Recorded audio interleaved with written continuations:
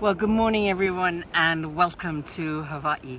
It's an absolutely beautiful morning here, and what you can hear behind me is the sound of the ocean crashing into an amazing sea cave. So I thought today that I would talk about self-esteem. We've been doing some kind of market research to find out what it is that the problems that people would like Huna to help them with. And one of the ones that has come up many times for many people is self-esteem.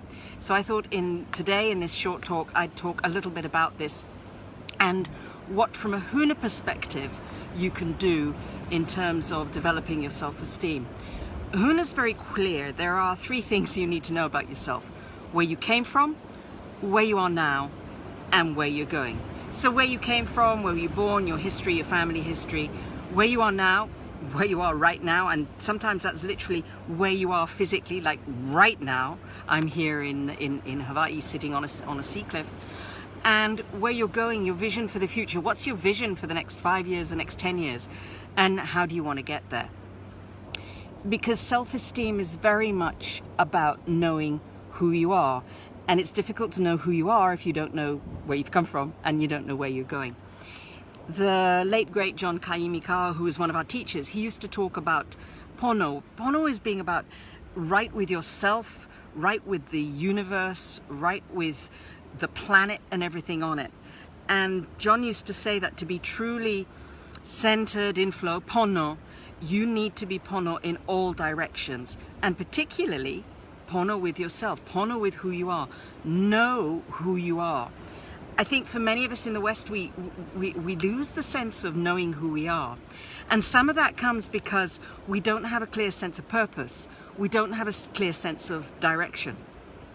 When I was doing my clinical depression stuff, one of the things that kept me trapped in clinical depression was I didn't believe, I didn't even understand that all I needed to do was to change my thinking. I was so fixed in my own stories, my stories of I was bullied, I was the poor girl in a rich girl's school, all that stuff.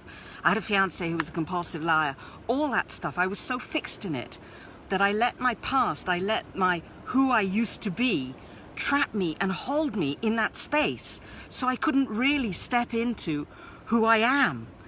Once I let go of that stuff to a large extent by letting go, by changing my thinking, and by doing some release work on beliefs and emotions that I had been holding on to.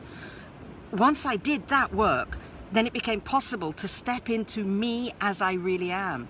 Me, this is who I am. What you see is what you get. If you don't like it, e kalamaiau, please forgive me, but this is who I am. And when you're in that space, self-esteem, sure, we have doubts. I have doubts. There are times when I'm thinking, oh my God, why did I do that? Or I still do sometimes do, am I good enough? But it's not like it used to be, because I've learned to resolve the emotions, resolve the baggage, change the thinking.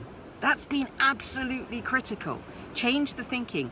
You can have as much self-esteem as you want if you're willing to change your thinking. It's that simple. Okay, sometimes you have to change some of the people that you hang out with because they can keep you down. That's true.